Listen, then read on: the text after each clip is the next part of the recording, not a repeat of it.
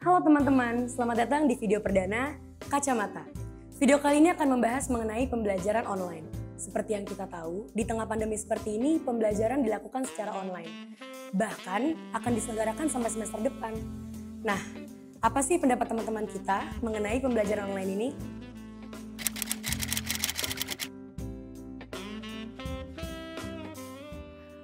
Sisi positif dari belajar online itu gue jadi lebih ngerti diri sendiri karena gue jadi tahu metode belajar yang cocok buat gue itu apa, yang paling efektif buat gue itu apa. Karena biasanya gue kalau belajar tuh ngikutin pace dari teman-teman gue. Di dalam belajar online yang pasti menurut gue mahasiswa itu bisa dituntut untuk lebih aktif dalam belajar karena kita nggak punya 1 jam yang pasti buat kelas, sehingga kita itu dituntut buat research sendiri, baca lagi, mengerjakan tugas yang mungkin yang tadinya nggak tiap minggu dikasih ini jadi tiap minggu dikasih, sehingga memang mahasiswa dibutuhkan sangat aktif di sini dalam belajar online itu sendiri. Dengan belajar online, gue ngerasa gue jadi punya banyak waktu lebih luang untuk ngerjain hal-hal yang memang gue suka di luar dari belajar. Contohnya kayak mungkin bisnis, organisasi. Karena di luar itu kalau misalnya gue belajar offline, biasanya kepake banget mobilisasinya. Jadi gue pakai waktu luang gue untuk ngerjain hal-hal yang gue suka. Banyak banget hal-hal yang di luar akademis yang bisa gue eksplor. Contohnya itu banyak banget dari teman-teman gue, karena gue semester 7 nih, gue lagi aktif-aktifnya kan pakai LinkedIn. Gue banyak banget ngelihat orang-orang yang ngambil take online course gitu yang emang bahkan bukan di bidang mereka, apalagi kayak banyak yang di bidang-bidang IT gitu. Sebenarnya kalau dari online sendiri, gue lebih deket sama keluarga sih jadinya. Gue di rumah, terus bisa spend time sama adik-adik gue juga. Kan kita online di Jakarta ya. Gue sendiri domisili kuliah tuh di UGM. Jadi kalau sisi positifnya sih gue bisa di rumah yang di Jakarta bareng sama lingkungan keluarga yang jarang-jarang didapet gitu selama kuliah. Terus paling nggak keluar ongkos, jadi nggak keluar energi ekstra buat jalan ke kampus atau naik motor dan lain-lain, kayak gitulah. Sebenarnya kalau buat gue sendiri banyak sih, karena gue orang yang males. Yang pertama tuh gue nggak perlu bangun 1 jam sebelum kelas. Terus yang kedua tuh absen gue biasanya bolong-bolong, ini jadi 100%. Terus yang ketiga tuh, nah ini yang paling penting, IP gue naik. Selama belajar online ini, sebenarnya menurut gue, lo sendiri yang menentukan mau dapetin hal positif itu atau enggak. Karena kali ini, lo dikasih kesempatan untuk semacam jadi pengawas untuk diri lo sendiri. Kali ini lo mandiri, ngatur waktunya sendiri, dan iya, dengan ngatur waktu yang baik, lo bisa ngelakuin banyak hal, lo bisa punya banyak kesempatan untuk mengeksplor diri lo lebih. Tapi kayaknya ini juga agak tricky sih, karena buat gue sendiri ini jadi waktu yang tepat untuk menguji apakah gue bisa jujur. Karena dengan belajar online ya kita nggak bisa pungkiri lo punya banyak kesempatan untuk berbuat curang, lo punya ya apapun lah device di rumah lo bisa nyontek kapan aja, lo bisa kerja sama kapan aja. Tapi kan pertanyaannya, lo mau belajar, lo mau dapetin ilmunya atau cuma mau nilai aja? Gue yakin tuh teman-teman yang lain tuh juga udah mulai bahas kayak dari pengenal eksplorasi diri lebih dan segala macem. Tapi kalau dari perspektif gue tuh gue lebih ngerti kenapa gue harus belajar itu gitu. Jadi dari core competence gue di teknik industri gitu. Kalau dulu-dulu tuh biasanya kayak, gue belajar teori ini, belajar aplikasinya, tapi sebenarnya waktu untuk ngerti kenapa gue harus belajar ini tuh dikit gitu. Kayak mungkin beberapa kampus tuh juga gak ngajarin kenapa harus belajar ini, kayak kalau di Golden Circle ya misalnya ya, kan ada why, how, what gitu. Why-nya tuh biasanya nggak nyampe. Jadi di kesempatan di rumah ini lebih banyak waktu mikir tuh sebenarnya lebih dapet nih kenapa why gitu, kenapa ilmu gue nih yang gue pelajarin di kampus, tugas-tugasnya tuh apa relevannya itu sama hal yang dibutuhkan di dunia nyata sih sebenarnya gitu.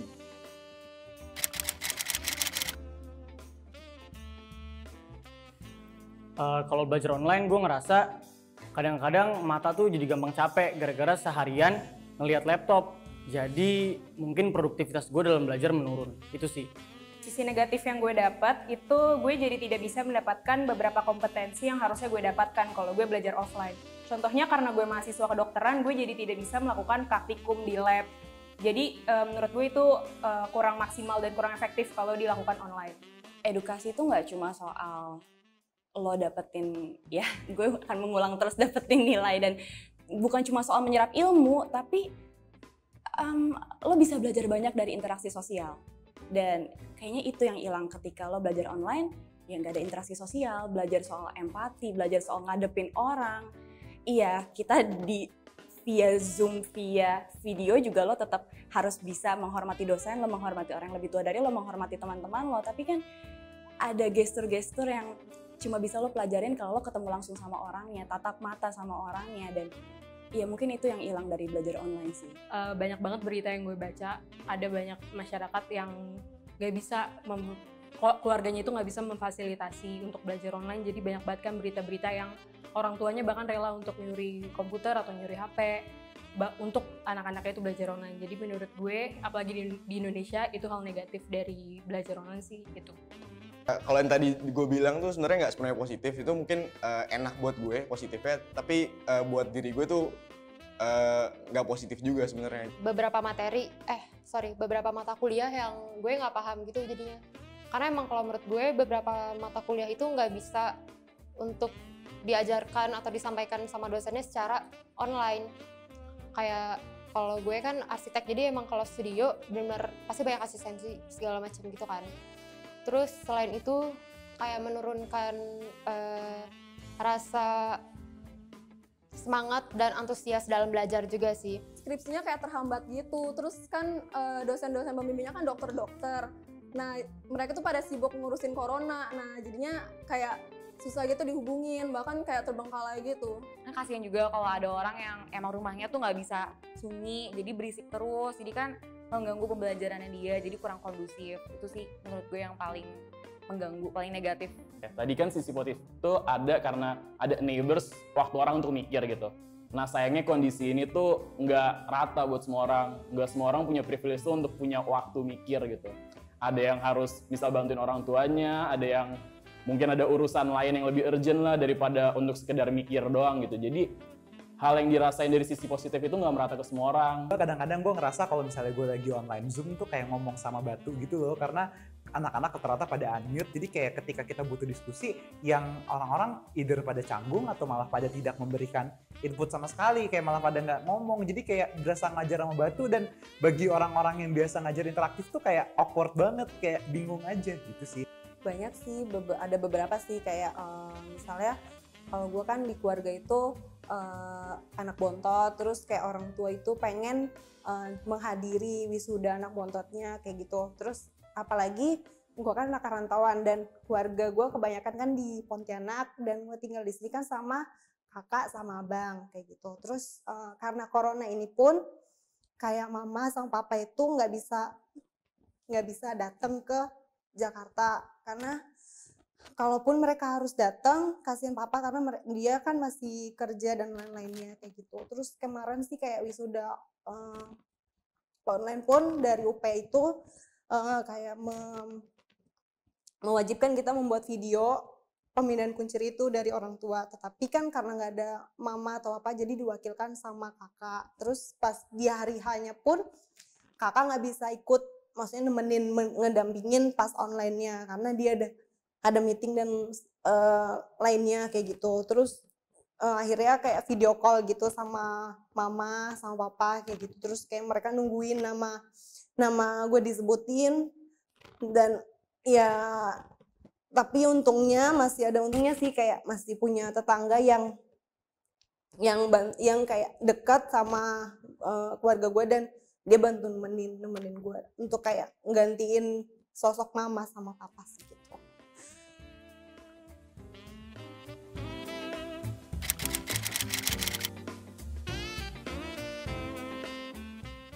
Saran yang mau gue kasih itu mungkin sebelum menerapkan pembelajaran online itu dosen-dosen dan para pengajar-pengajar tuh harus diberitahu terlebih dahulu bagaimana caranya tetap menyampaikan materi-materi secara efektif walaupun online, karena gue lihat sejauh ini tuh dosen penyampaiannya masih beda-beda dan itu sangat berpengaruh ke mahasiswanya. Kalau misalnya saran dari gue sih tentang mengenai UKT ya, karena beberapa kampus itu UKT-nya itu tetap sama seperti keadaan normal sebelumnya kan.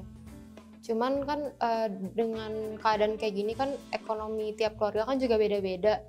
Ada yang emang orang-orang tua dan mahasiswa yang pasti udah jelas ekonominya jadi menurun gitu kan.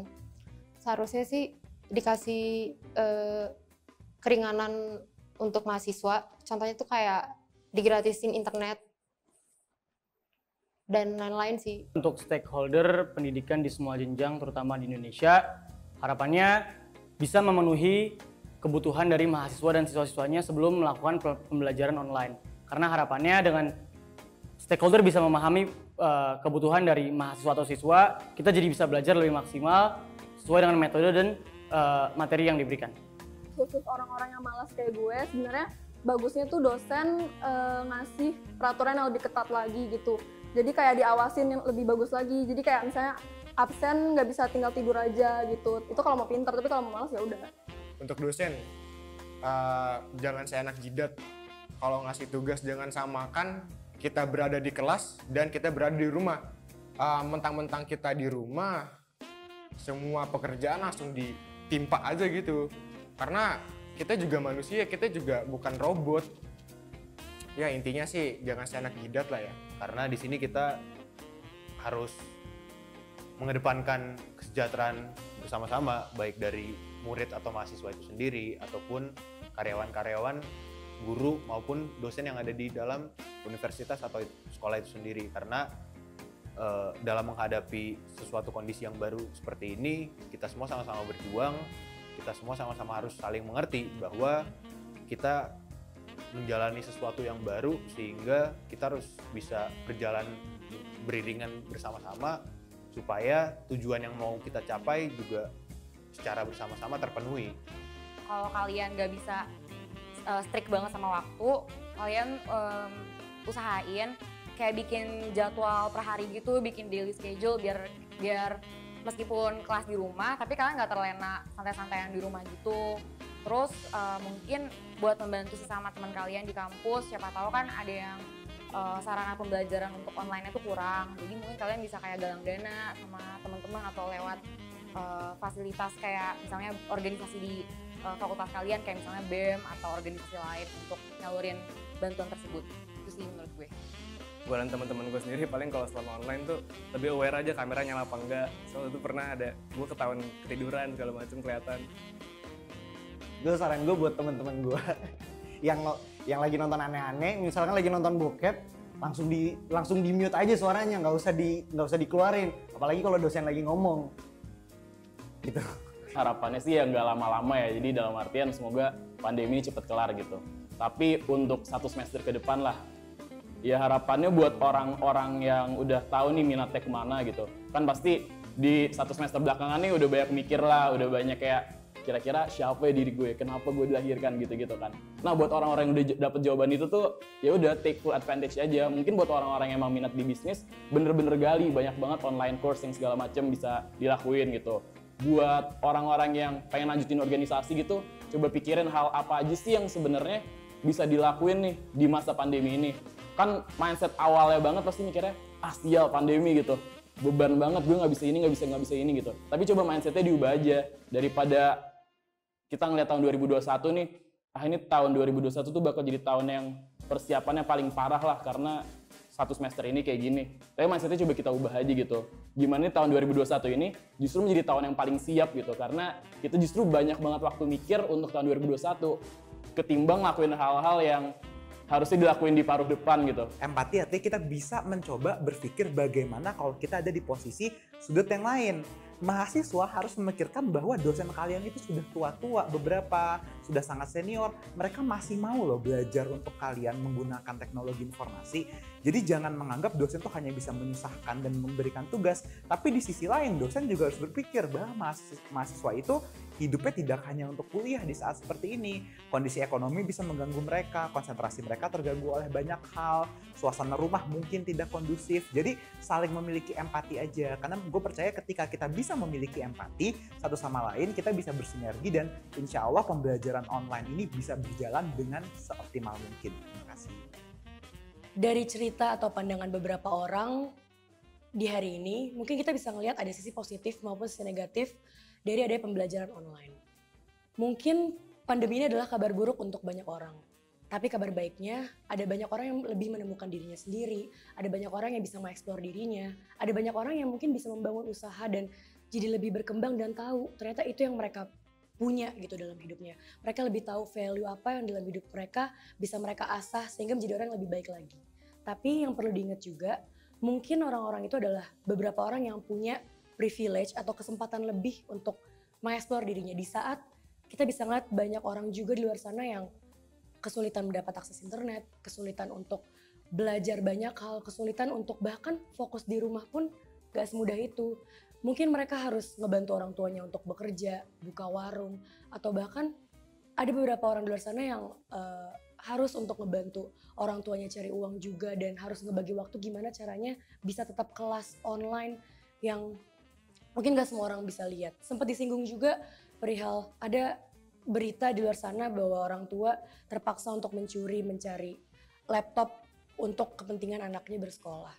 Jadi mungkin dari cerita di sisi positif baik itu negatif di hari ini yang udah disampaikan oleh beberapa orang baik yang telah menyampaikan pandangannya, mungkin yang bisa kita ambil bagi orang-orang di luar sana yang punya privilege atau kesempatan lebih banyak bersyukur dan lebih banyak memanfaatkan hal tersebut. Ya lo jangan males, ya lo jangan ngerasa diri lo kurang terus, ya lo jangan ngerasa kenapa sih gue kelas online.